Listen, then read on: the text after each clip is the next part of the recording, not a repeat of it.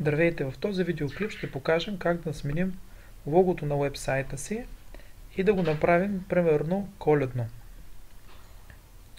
За целта влизаме в административния панел, отиваме в настройки на сайта, лого на уебсайта.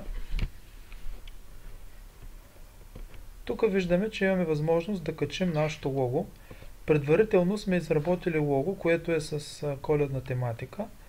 Това, което сме добавили към него, е да сложим коледна шапка и да го покрием с сняг. За да качим ново лого,